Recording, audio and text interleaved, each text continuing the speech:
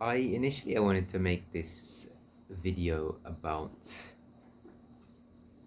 loving God and how we as Christians are commanded to love God.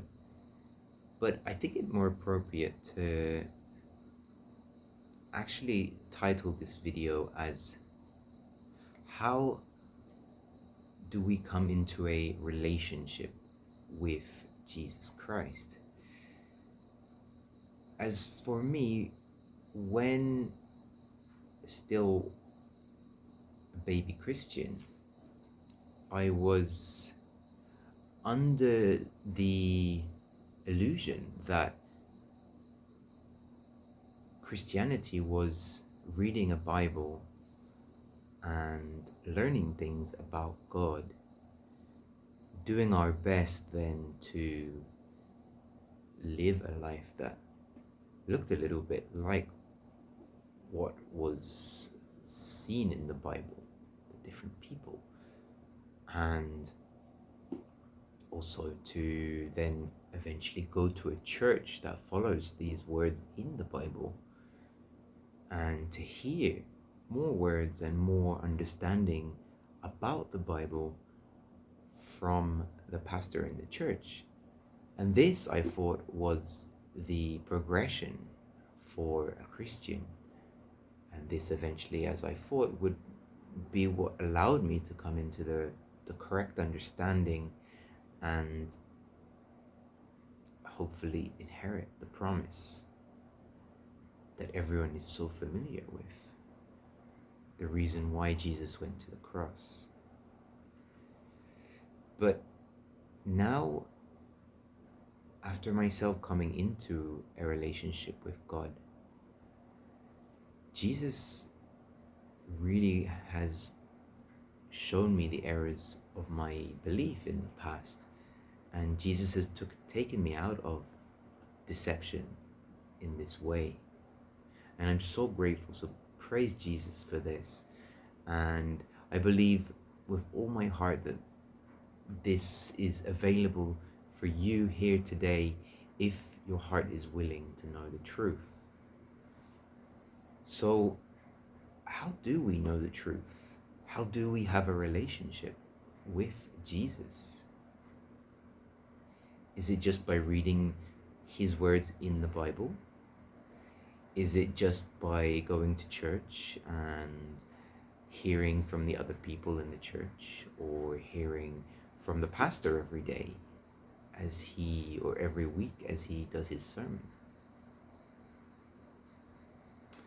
Actually, Jesus gave us the direction to have a relationship with him. It's recorded here in John chapter 14. I'm going to read from verse 21. So this is Jesus speaking to his disciples who are a little bit sorrowed in their heart because they're starting to understand that Jesus will, in some way, he will leave them physically and no longer be with them, although they haven't yet fully understood the implication of this. But Jesus is saying this to reassure them that there is hope, and actually this hope is even better than having Jesus physically by their side. So let's see what he says. He who has my commandments and keeps them, it is he who loves me. And he who loves me will be loved by my Father, and I will love him and manifest myself to him. Now, what Jesus is saying is very simple. We need to first know his commands.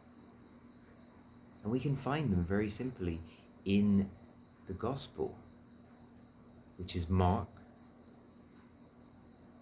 Matthew, Luke, and John. And then we need to put these commands of Jesus into practice. We need to obey his commands. And once Jesus sees our heart longing to obey his commands, striving so hard to obey his commands, once Jesus sees the sincerity of heart, he will manifest himself to us. He will make himself available to us. He will make himself visible to our heart. And this is the beautiful promise from Jesus.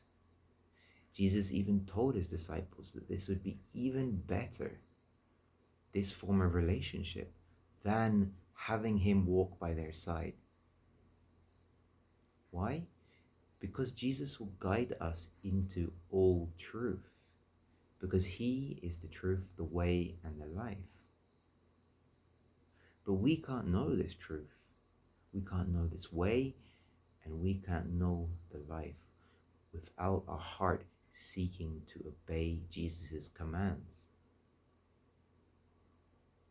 Knowing Jesus isn't just about believing in things about Jesus, like the local church teaches in their false doctrines.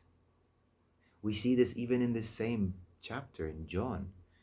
Here, John also testifies of Jesus' words. I'm reading from verse 12, a little bit above. Most assuredly, I say to you, he who believes in me, the works that I do, he will do also. So belief in Jesus isn't just knowing things about Jesus and admitting to Jesus by saying a short prayer once in our life that these things are true and that we acknowledge them. Believing in Jesus is doing the things that he commands. It's living like Jesus led us to live while he walked on the earth. It's knowing the testimony of Jesus' words that Matthew, Mark, Luke, and John have recorded in their Gospels. And it's paying special attention to Jesus' words in these Gospels and putting them into practice in full obedience with a heart longing to know the truth. I hope this can take someone out of deception here, because this really took a while for me to absorb into my heart and into my practice in my faith. But I guarantee you, once your heart is truly longing to obey Jesus, to know what his commands are and to understand them, he will make himself available to your heart, and you will see him in your life, and you will start hearing him in your heart. May Jesus bless you.